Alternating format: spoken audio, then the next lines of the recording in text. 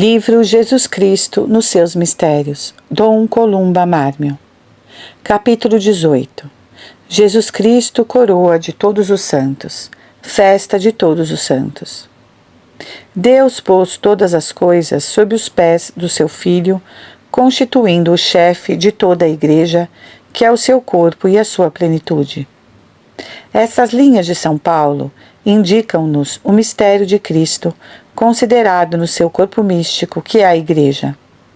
Em todas as conferências precedentes, tivemos a satisfação de contemplar a própria pessoa de Jesus, os seus estados, humilhações, lutas, grandezas, triunfos. Não podemos desprender os nossos olhos desta adorável humanidade, que é para nós o modelo de toda virtude e a fonte única de toda graça. Mas todos os mistérios do homem-Deus têm como fim o estabelecimento e a santificação da Igreja.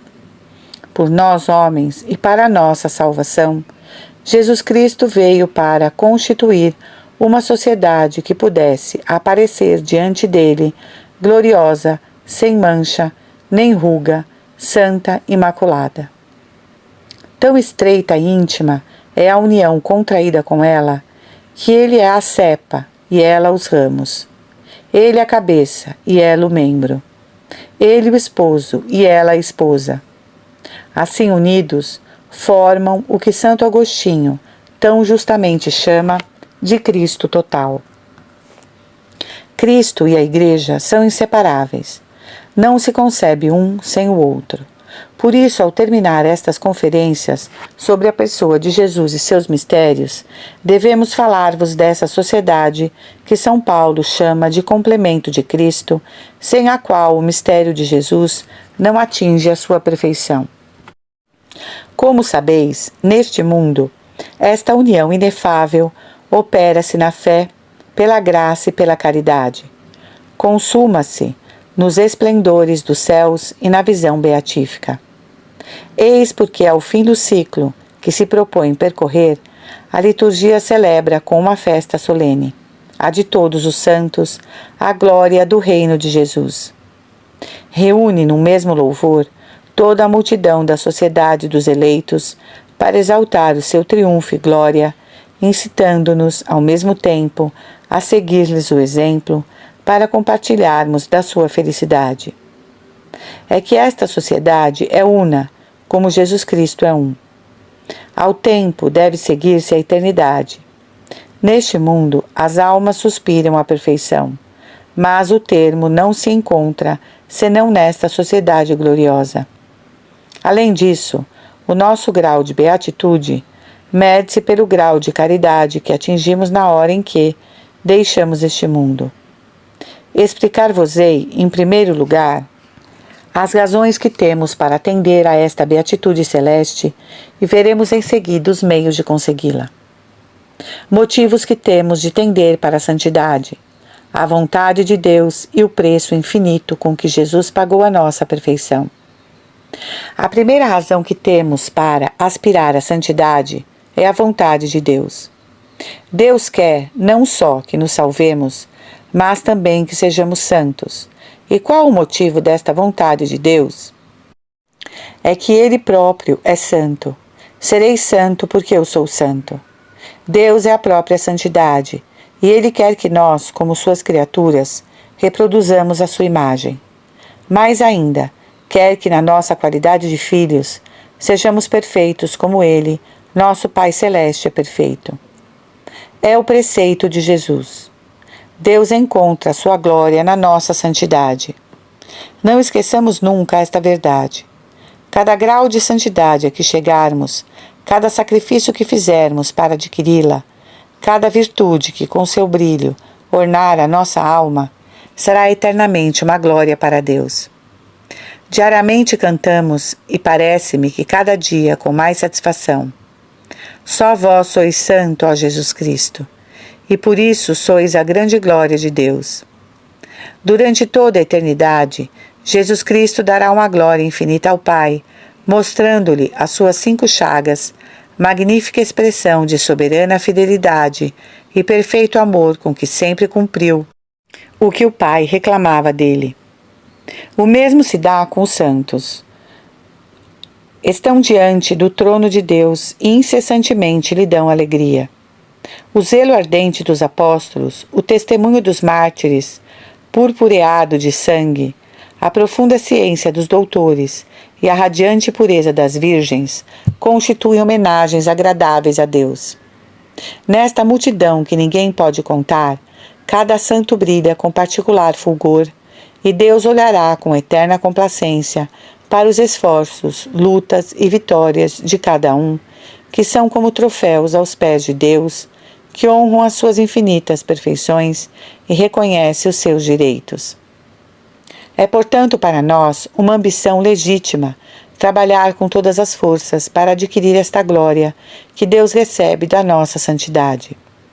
Devemos aspirar ardentemente por fazer parte dessa sociedade bem-aventurada em que o próprio Deus pôs as suas complacências. É para nós motivo de não nos contentarmos com uma perfeição medíocre, mas de procurarmos incessantemente corresponder o mais perfeitamente possível ao desejo de Deus.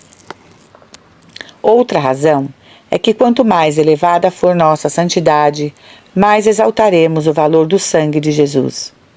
São Paulo diz que Jesus Cristo se entregou inteiramente à morte e morte de cruz para santificar a Igreja e fazer dela uma sociedade resplandecente, sem mácula nem ruga, santa e imaculada.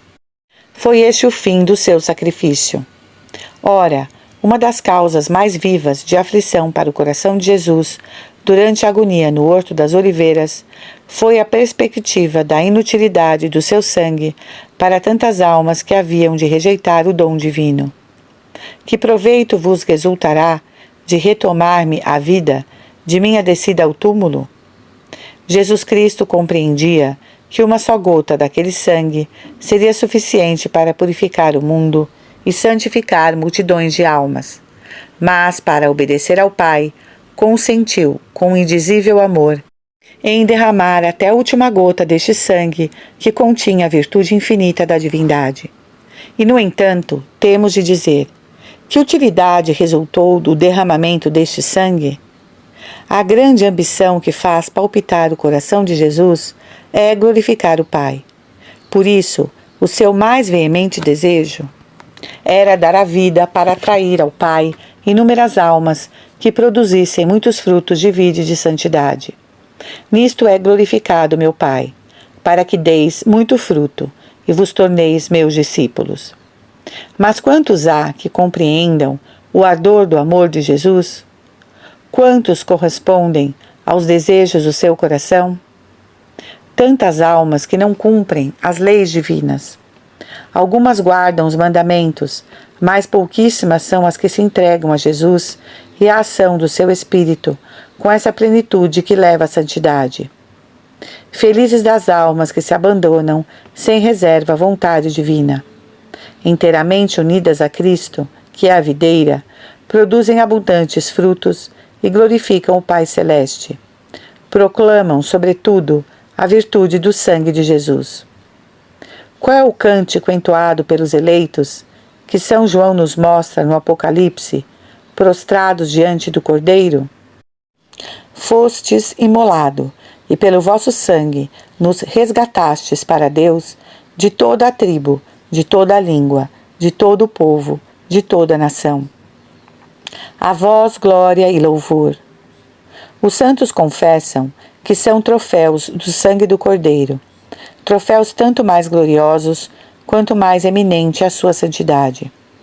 Procuremos, pois, com todo o ardor das nossas almas, purificar-nos cada vez mais no sangue de Jesus, produzir esses frutos de vida e santidade que Jesus Cristo nos mereceu pela sua paixão e morte. Se formos santos, os nossos corações exultarão por toda a eternidade, com a alegria que daremos a Jesus Cristo, cantando os triunfos do seu divino sangue e a onipotência da sua graça. Caráter fundamental da nossa santidade. Perguntar-me-eis: como chegar a essa santidade tão agradável a Deus, tão gloriosa para Jesus e para as nossas almas, fonte inexaurível de eterna glória, cuja imensidade não podemos imaginar? Não foi dado ao coração humano de São Paulo descobrir a beatitude que Deus reservava para os que o amam. Que caminho seguir para chegar a este feliz estado em que a alma contemplará toda a verdade e gozará da plenitude de todo o bem?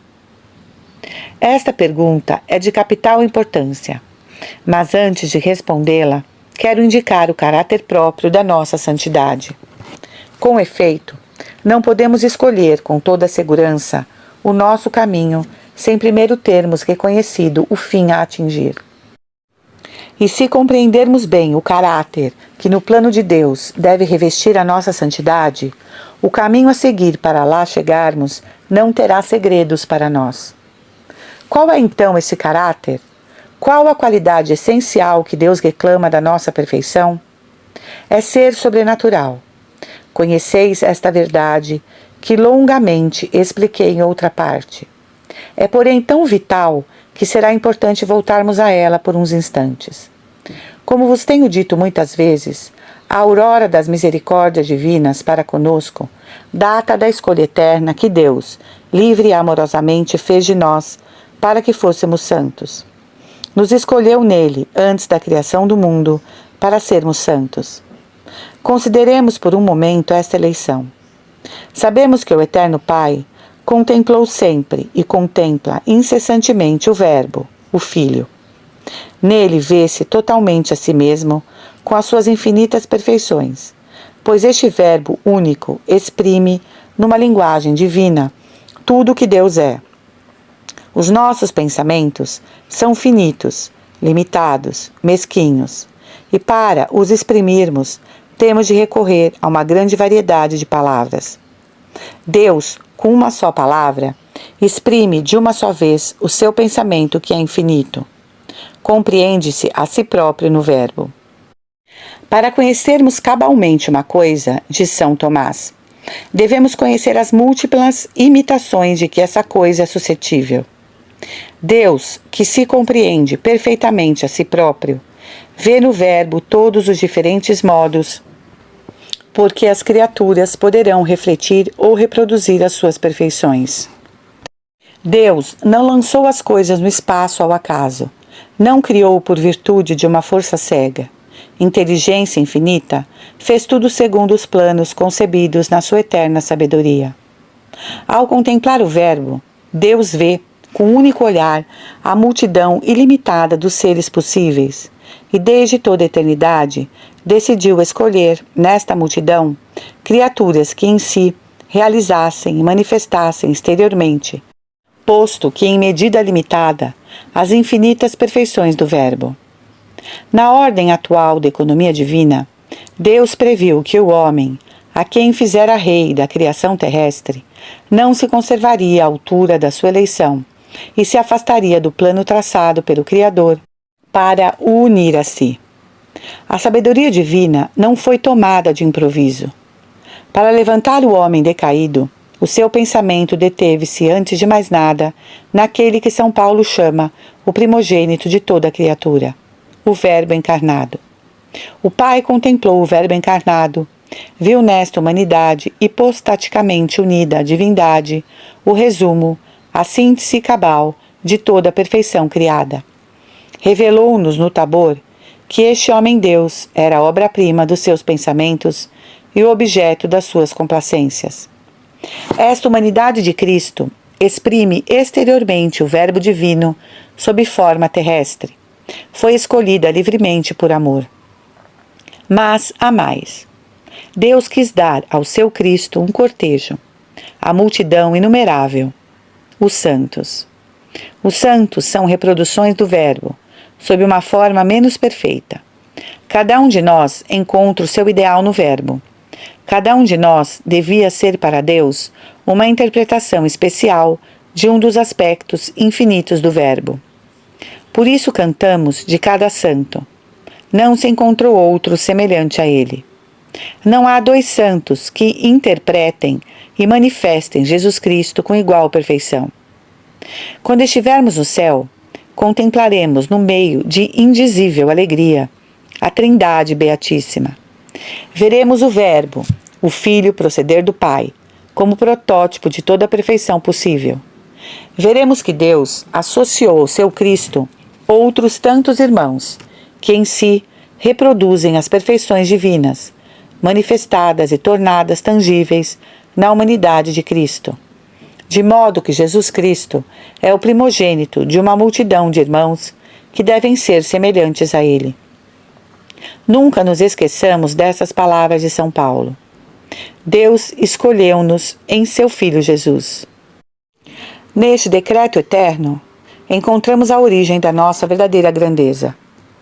Quando, pela nossa santidade, realizamos o pensamento de Deus a nosso respeito, tornamo-nos para Ele como que uma parte da glória que Ele tem em seu Filho Jesus. Esplendor da glória.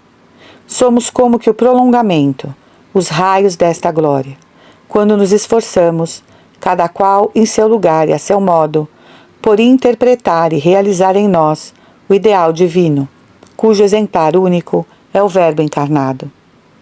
Tal é o plano divino, tal a nossa predestinação. Sermos conformes com o Verbo encarnado, Filho de Deus por natureza e nosso modelo de santidade. Deste decreto eterno, desta predestinação cheia de amor, provém para cada um de nós a série de todas as misericórdias que recebemos. Para realizarmos este plano, para executarmos os seus desígnios sobre nós, Deus dá-nos a graça, participação misteriosa da sua natureza. Por ela, tornamo-nos em seu Filho Jesus, que nola mereceu, verdadeiros filhos adotivos de Deus. E assim já não teremos para com Deus apenas simples relações de criaturas. Não devemos apenas unir-nos a Ele pelas homenagens e deveres de uma religião natural, baseada na nossa qualidade de seres criados.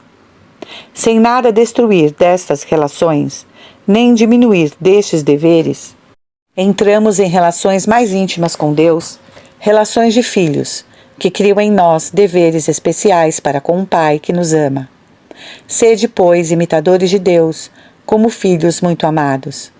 Relações e deveres inteiramente sobrenaturais, visto excederem as exigências e direitos da nossa natureza e que só a graça de Deus torna possíveis. Compreendeis agora qual o caráter fundamental da nossa santidade? Não poderemos ser santos se não o formos segundo o plano divino, isto é, pela graça que devemos a Jesus Cristo. É esta a condição primordial. É por isso que essa graça se chama santificante. Isso é tão verdade que fora desta graça não há salvação possível. No reino dos eleitos só entram as almas que se assemelham a Jesus. Ora, a semelhança fundamental que com ele devemos ter, só pela graça se realiza. Já vedes que foi o próprio Deus quem fixou o caráter da nossa santidade. E querer dar-lhe outro é, como diz São Paulo, bater no ar. O próprio Deus fixou o caminho que devemos seguir, e não segui-lo é extraviar-se e perder-se. Eu sou o caminho, a verdade e a vida. Ninguém vem ao Pai senão por mim. Finalmente, Deus assentou o fundamento de toda a perfeição, fora do qual não se edifica, senão sobre a areia. Quanto ao fundamento, ninguém pode pôr outro diverso daquele que já foi posto, Jesus Cristo. Isto é verdade da salvação, como é da santidade. Não tem outro princípio, nem encontra outro apoio, senão na graça de Jesus Cristo. Jesus Cristo é para nós fonte de toda a santidade, sendo como é o caminho, a verdade e a vida. Devemos ir para Deus ao modo dele. Não seremos santos senão na medida em que nos adaptarmos ao plano divino. Indiquei-vos as linhas principais deste magnífico plano. Agora vejamos mais minuciosamente como Jesus Cristo é para nós fonte de toda a santidade. Suponhamos uma alma que, num impulso de generosidade, sob a inspiração do Espírito Santo, ajoelha diante do Pai dos céus e lhe diz: Pai, amo-vos, desejo apenas a vossa glória. quero no tempo e na eternidade glorificar-vos pela minha santidade. Que devo fazer? Mostrai-me o que esperais de mim.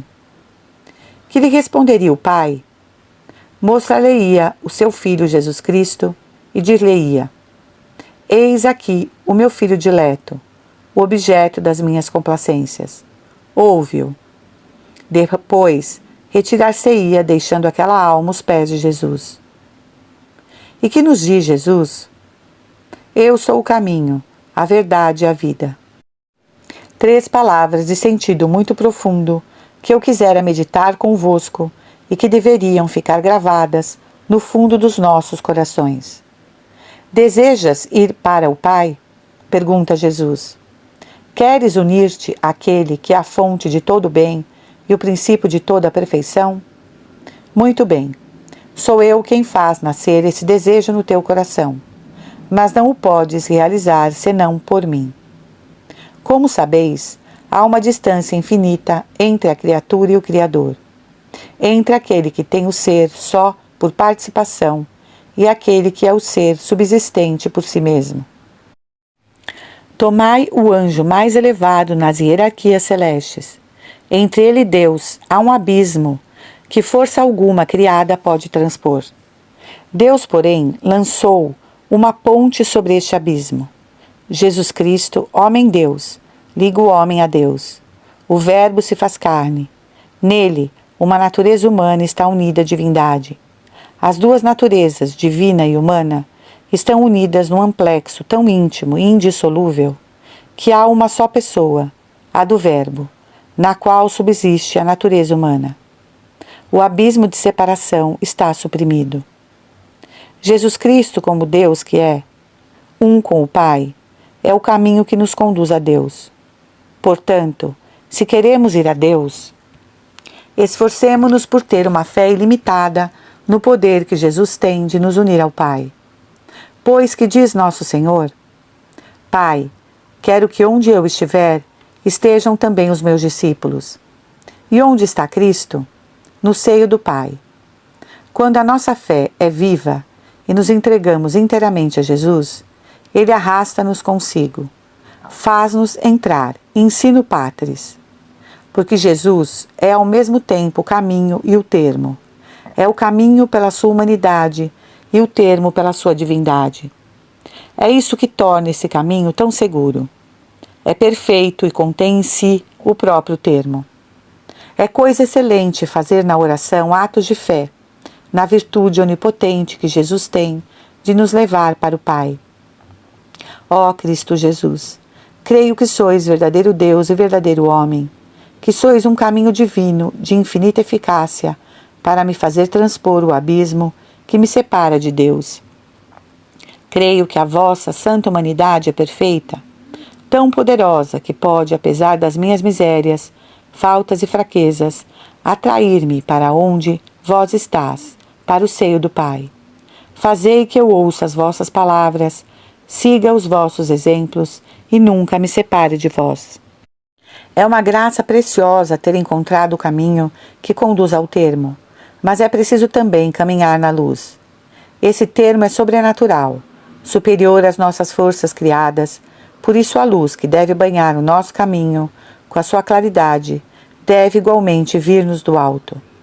Deus é tão generoso que Ele próprio será a nossa luz no céu, e a nossa santidade consistirá em contemplar a luz infinita, aurir no seu esplendor a fonte de toda a vida e de toda alegria. É na vossa luz que vemos a luz. Neste mundo, esta luz não nos é acessível por causa do seu fulgor. Os nossos olhos são tão fracos que não podem suportá-la. E, no entanto, necessitamos dessa luz para chegarmos ao termo. Quem será a nossa luz? Jesus Cristo. Eu sou a verdade. Só Ele pode nos revelar as claridades infinitas. É Deus saído de Deus, luz gerada da luz, verdadeiro Deus. Ele é a própria luz, sem sombras nem trevas. Esta luz desceu aos nossos vales, atenuando sob o véu da humanidade o brilho infinito dos seus raios. Os nossos olhos tão fracos poderão contemplar esta luz divina que se oculta e ao mesmo tempo se revela sob a fraqueza de uma carne passível. Fez brilhar a sua luz em nossos corações, para que irradiássemos o conhecimento do esplendor de Deus que se reflete na face de Cristo, e ela iluminará todo homem que vem a este mundo. Jesus Cristo, Verbo eterno, ensina-nos a olhar para Deus e nolo revela. Diz-nos: eu sou a verdade. Se credes em mim, não só aprendereis a conhecer a verdade sobre todas as coisas, mas estareis com a verdade. Aquele que me segue não caminha nas trevas, mas possuirá a luz da vida. Então, que devemos fazer para caminhar na luz? Guiar-nos pelas palavras de Jesus, pelas máximas do Evangelho, considerar todas as coisas à luz das palavras do Verbo encarnado.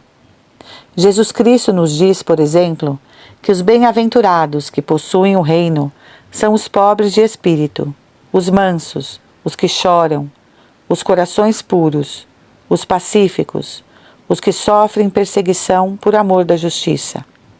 Devemos crer nele, unir-nos a ele por um ato de fé, depor a seus pés, como uma homenagem, o assentimento da nossa inteligência à sua palavra. Esforçar-nos por viver na humildade, na mansidão, na pureza, por viver em paz com todos, por suportar as contradições com paciência e confiança.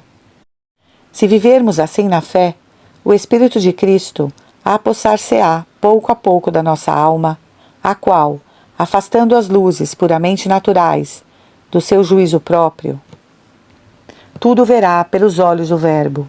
Terás por luz o Senhor.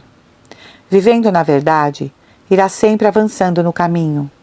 Unida à verdade, viverá do seu espírito. Os pensamentos, os sentimentos, os desejos de Jesus tornar-se-ão os seus pensamentos, os seus sentimentos, os seus desejos. Nada fará que não esteja inteiramente de acordo com a vontade de Cristo. Não está nisto a base de toda a santidade? Não basta, porém, ter encontrado o caminho, caminhar na luz. É necessário ainda o alimento que nos sustente na nossa peregrinação. Este alimento de vida sobrenatural é também Jesus Cristo quem nos dá. A vida infinita está em Deus. Em vós está a fonte da vida. A torrente desta vida inefável e subsistente encheu com a plenitude da sua virtude a alma de Cristo. Pois como o Pai tem a vida em si mesmo, assim também deu ao Filho o ter a vida em si mesmo. E que faz o Filho? Vem nos fazer participar desta vida divina. Eu vim para que tenham vida, e vida em abundância. Assim como eu vivo da vida que o Pai me comunica, assim aquele que me come viverá por mim. Viver esta vida divina é a santidade. Efetivamente, afastar desta vida tudo o que pode destruí-la. Pecado, infidelidades, apego às criaturas, vistas puramente naturais. Fazê-la desabrochar pelas virtudes da fé, esperança e caridade que nos unem a Deus. É para nós, como já vos disse, o duplo elemento da santidade. Sendo o próprio Jesus Cristo a vida, torna-se nossa santidade, porque é Ele a própria fonte. É por sua graça que estais em Jesus Cristo, que da parte de Deus se tornou para nós sabedoria, justiça, santificação e redenção. Dando-se a nós pela comunhão, dá-nos a sua humanidade e a sua divindade. Ativa o amor, transforma-nos pouco a pouco nele, de modo que não vivamos já por nós, mas por ele e para ele. Estabelece entre os nossos desejos os seus, entre as nossas vontades as suas. Tal semelhança, tal harmonia, que já não somos nós que vivemos, mas é ele que vive em nós. Eu vivo, mas já não sou eu, é Cristo que vive em mim. Não há fórmula mais expressiva do que essas palavras do apóstolo para resumir toda a obra da santidade. Sentimentos de que devemos estar animados na busca da santidade, profunda humildade e absoluta confiança. Desta doutrina brotam os sentimentos que devem animar-nos na busca da santidade.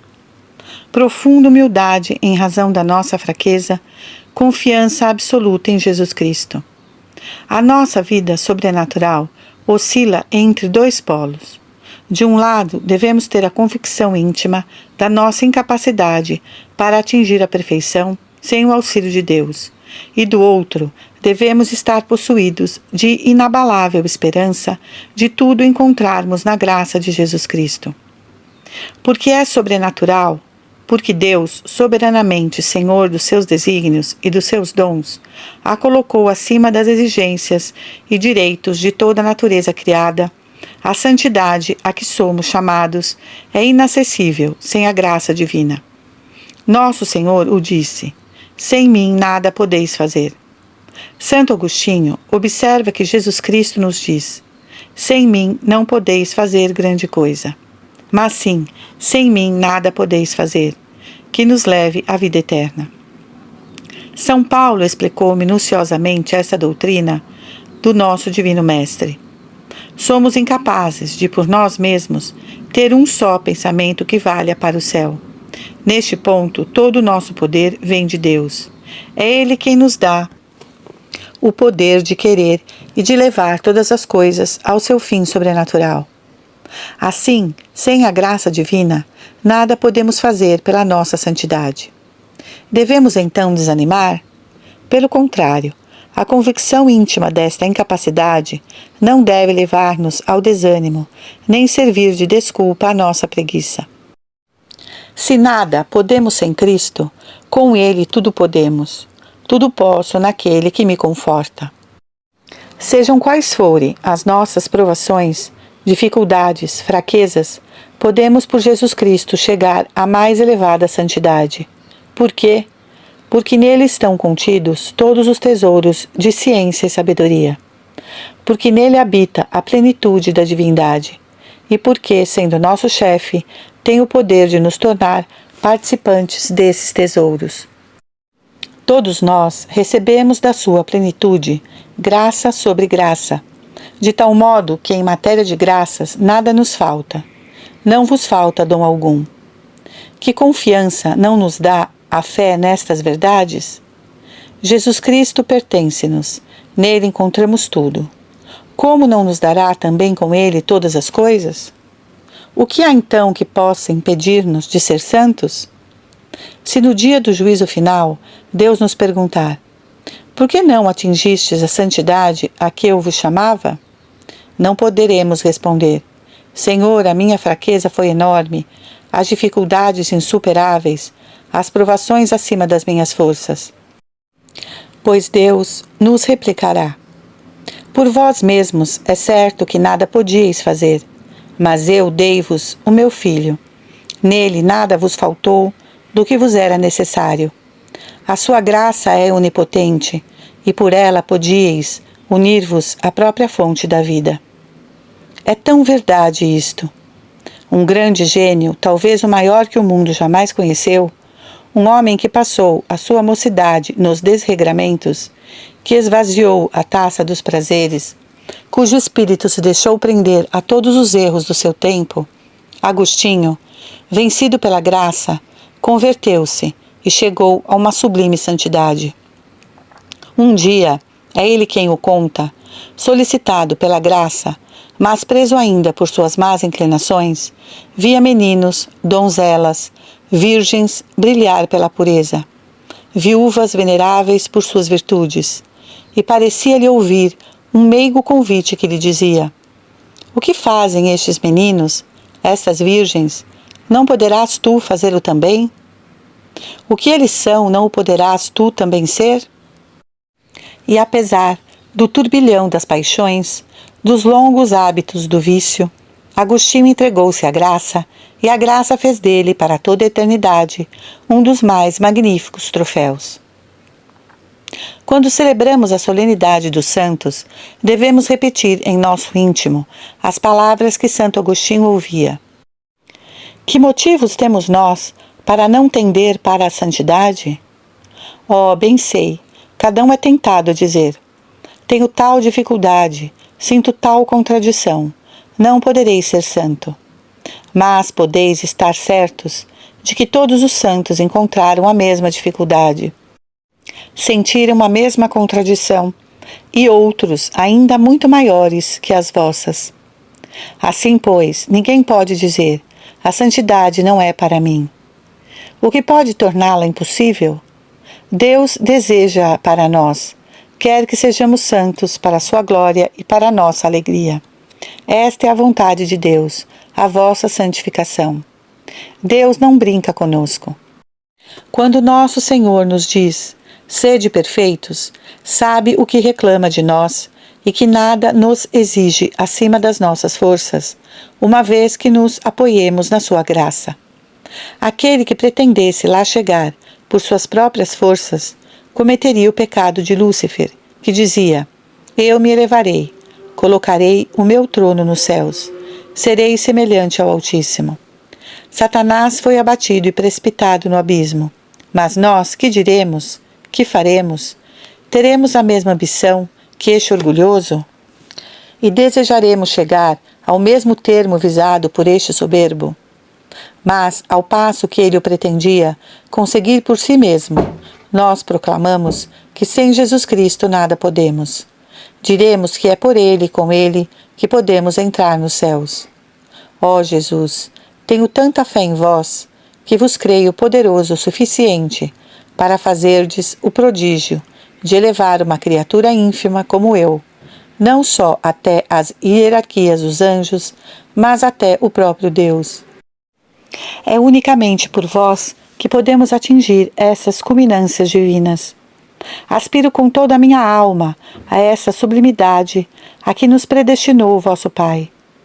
Desejo ardentemente, como pedistes para nós, partilhar da vossa própria glória, participar da vossa própria alegria de Filho de Deus. Aspiro a essa suprema felicidade, mas unicamente por vós. Desejo passar a eternidade cantando os vossos louvores e repetindo sem cessar com os eleitos: Redemiste-nos, Domine, in sanguine tuo.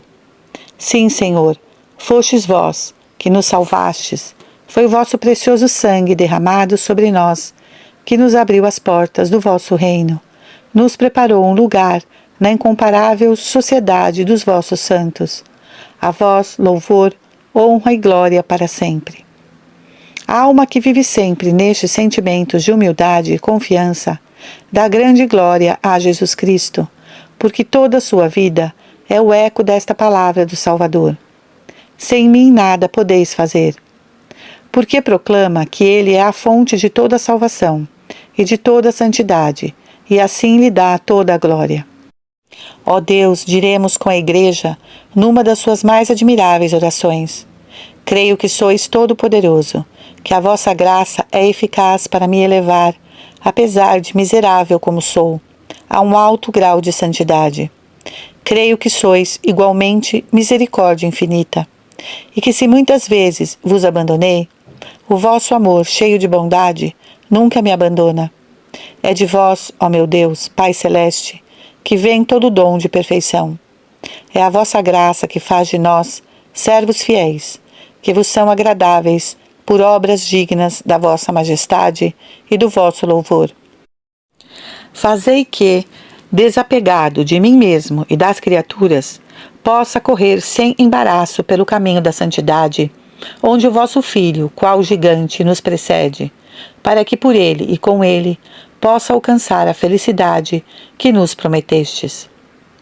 Os santos viviam essas verdades e por isso chegaram às alturas em que hoje os contemplamos. A diferença que existe entre nós e eles não está no maior número de dificuldades que temos que vencer, mas no ardor da sua fé, na palavra de Jesus Cristo e na virtude da sua graça, como também na sua mais ardente generosidade. Se quisermos, podemos recomeçar a experiência.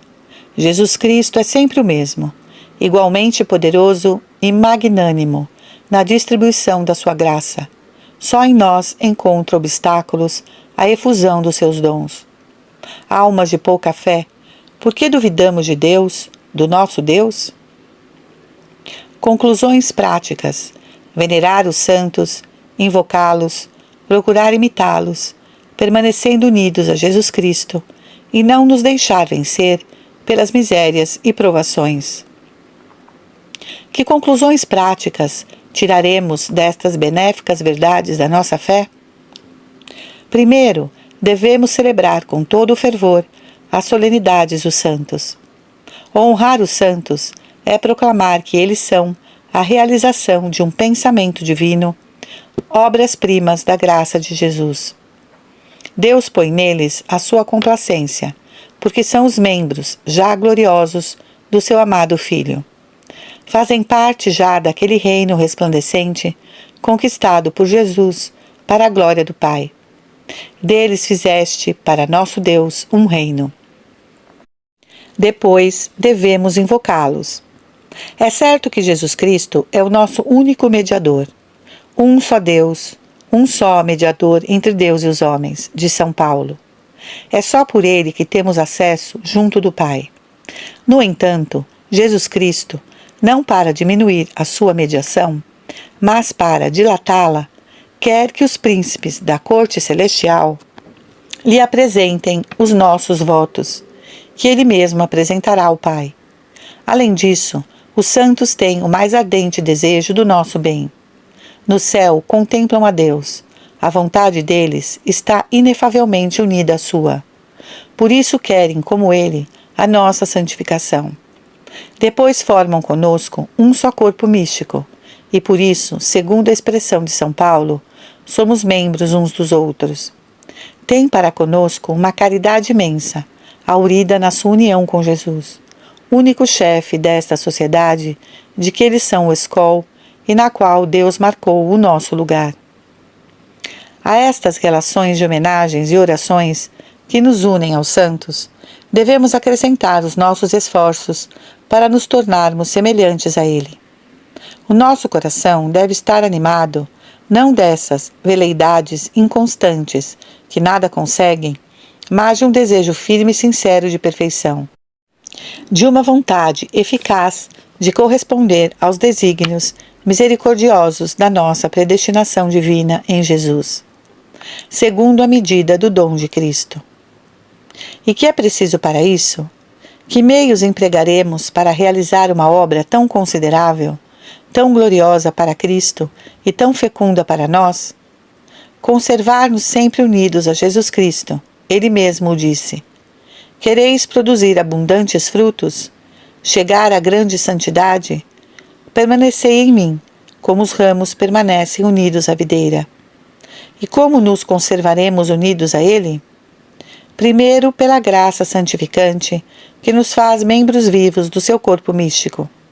Depois, por aquela intenção reta, frequentemente repetida, que nos faz procurar em tudo, na vocação em que nos colocou a providência, a vontade do nosso Pai dos céus. Esta intenção orienta toda a nossa atividade para a glória de Deus, em união com os pensamentos, sentimentos e vontades do coração de Jesus, nosso modelo e nosso chefe. Faço sempre o que é do seu agrado. E a fórmula em que Jesus resumia todas as suas relações com o Pai traduz excelentemente toda a obra da santidade humana. E as nossas misérias, direis, não devem de forma alguma levar-nos ao desânimo. As nossas misérias são bem reais. Conhecemos bem as nossas fraquezas, as nossas escravidões, mas Deus conhece-as ainda melhor do que nós. E o sentimento reconhecido, confessado da nossa fraqueza, dá honra a Deus. Por quê? Porque há em Deus uma perfeição que é talvez a chave de tudo o que nos acontece neste mundo: a misericórdia. A misericórdia é o amor em face da miséria. Se não houvesse misérias, não haveria misericórdia. Os anjos proclamam a santidade de Deus, nós, porém, seremos no céu os testemunhos da misericórdia divina. Coroando as nossas obras, Deus coroa o dom da sua misericórdia. É Ele que te coroa de bondade e de misericórdia. E é ela que exaltaremos por toda a eternidade, no meio da nossa beatitude, porque sua misericórdia é eterna. Além disso, não devemos desanimar por causa das provações e contradições. Estas serão tanto maiores e mais intensas, quanto mais alto Deus nos chamar. Por que esta lei? Porque é o caminho por onde passou Jesus. E porque, quanto mais unidos a Ele quisermos estar, mais devemos nos assemelhar a Ele no mais profundo e íntimo dos seus mistérios. Como sabeis, São Paulo reduz toda a vida interior ao conhecimento prático de Deus e de Jesus crucificado. E nosso Senhor mesmo nos diz que o Pai, que é o divino vinhateiro, poda o ramo para dar mais fruto. Deus tem a mão poderosa, e as suas operações purificadoras descem à profundidade, só conhecidas pelos santos. Pelas tentações que permite, pelas adversidades que envia, pelo abandono e solidão terríveis que por vezes produz na alma, sujeita à prova para a desapegar das coisas criadas. Escava para esvaziá-la de si mesma. Persegue-a, atormenta para a possuir. Vai até o âmago, esmigalha os ossos, como diz Bossuet, para reinar sozinho. Feliz da alma que se abandona às mãos do eterno obreiro. Pelo seu espírito, todo de fogo e amor, que é o dedo de Deus. O divino artista gravará nela a imagem de Cristo, para torná-la semelhante ao Filho da sua dileção, segundo o desígnio inefável da sua sabedoria e da sua misericórdia. Pois Deus põe a sua glória em nos fazer felizes. Todos os sofrimentos que permite ou envia são títulos de glória e felicidade celestes. São Paulo declara-se incapaz de descrever o esplendor da glória e a imensidade da ventura, que são a coroa do menor dos nossos sofrimentos, suportados com a graça divina. Eis porque ele tanto animava os seus fiéis. Vede, dizia ele, de quantas precauções se rodeiam aqueles que tomam parte nos jogos e corridas de estádio. Quantas privações se impõem, quantos esforços fazem. E tudo isso para quê? Para receber aplausos que duram uma hora, para gozar de uma glória efêmera e sempre disputada, para ganhar uma coroa corruptível. Ao passo que nós, se lutamos, é por uma coroa incorruptível, por uma glória sem fim, por uma alegria imperecível. Nestes momentos, férteis em graças, a alma está, sem dúvida, mergulhada na dor e no sofrimento, na aridez e na secura. Mas é preciso manter-se firme sob os golpes do Pontífice Supremo. Deus põe o lenitivo da sua graça na própria amargura da cruz. Vede São Paulo. Ninguém mais do que ele viveu da união íntima com Deus em Cristo. Quem, pois, o poderia separar de Jesus? E eis que, por permissão divina, Satanás insulta e atormenta com seus golpes a alma e o corpo do apóstolo. Por 3 vezes São Paulo chega a bradar a sua angústia a Jesus. E que lhe responde ele? Basta-te a minha graça, porque é na fraqueza que se revela totalmente a minha força.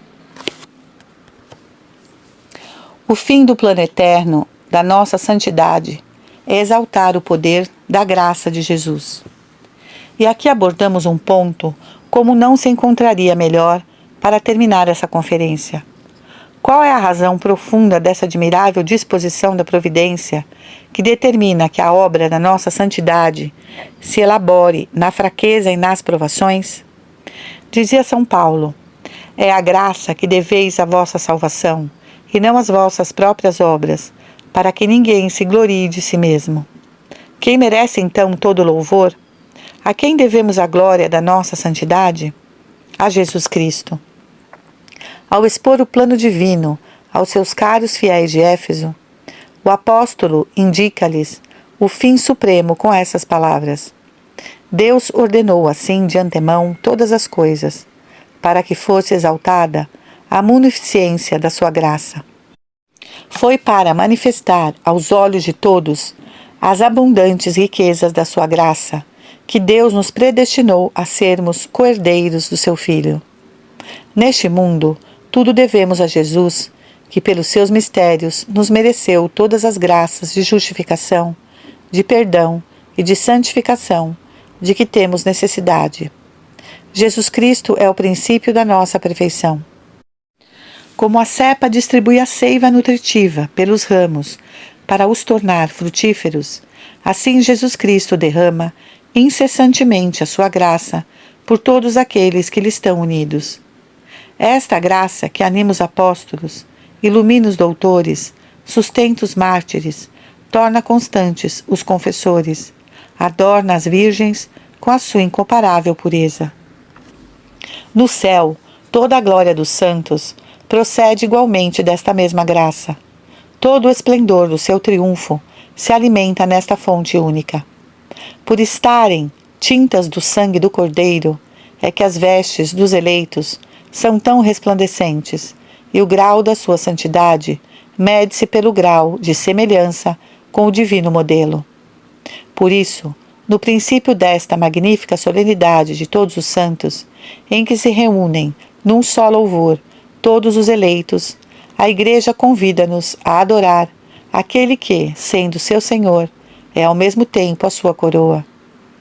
No céu compreenderemos que todas as misericórdias de Deus têm o seu ponto de partida no Calvário, que o sangue de Jesus é o preço da infinita bem-aventurança, de que gozaremos para sempre. Não nos esqueçamos de que na Jerusalém Celeste seremos inebriados de felicidade divina, mas a plenitude desta felicidade será paga, cada instante, pelos méritos do sangue de Jesus Cristo. A torrente de felicidade que inundará eternamente essa cidade de Deus terá sua fonte no sacrifício do nosso Divino Pontífice. Será para nós uma alegria imensa reconhecê-la e cantá-la a Jesus. É a vós que tudo devemos. A vós seja dada toda a honra, todo louvor, toda ação de graças. Como todos os eleitos, lançaremos aos seus pés as nossas coroas, para proclamar que dele as recebemos. É a este fim último que se dirige todo o mistério de Cristo, Verbo encarnado. Deus quer que o seu próprio Filho Jesus seja para sempre exaltado, porque é o seu próprio e único Filho, objeto das suas complacências. Porque este Filho, sendo Deus, aniquilou-se para santificar o seu corpo místico. Por isso Deus o exaltou soberanamente. Compenetremo-nos com profunda fé destes pensamentos divinos. Quando comemoramos os santos, exaltamos o poder da graça que os elevou a tais alturas. Nada mais agradável a Deus, pois, com esses louvores, nos unimos ao mais íntimo dos seus desejos, que é glorificar o Filho. Já o glorifiquei, e tornarei a glorificá-lo. Procuremos também nós realizar, com o auxílio desta mesma graça, o pensamento de Deus sobre cada um de nós. É a esta conformidade perfeita que se reduz toda a santidade. Em todas estas conferências, me esforcei para vos mostrar até que ponto o Pai nos une ao seu Filho Jesus. Procurei colocar diante de vossos olhos o nosso divino modelo, ao mesmo tempo tão incomparável e tão acessível. Vistes que Jesus Cristo viveu cada um desses mistérios para nós, que nos une de modo muito íntimo, para que pouco a pouco reduzamos em nós os seus traços inefáveis sob a ação do seu Espírito, e para que nos assemelhemos a Ele, segundo o decreto da nossa predestinação. Não deixemos nunca de contemplar este modelo. Jesus Cristo é a manifestação de Deus no meio de nós, para nos mostrar o caminho e nos conduzir à vida. Ele próprio disse que a vida eterna consiste em proclamar, por palavras e obras, que o Pai é o verdadeiro Deus, e Ele Deus como o Pai, mas vindo ao mundo na nossa carne, para reconduzir a humanidade para Deus.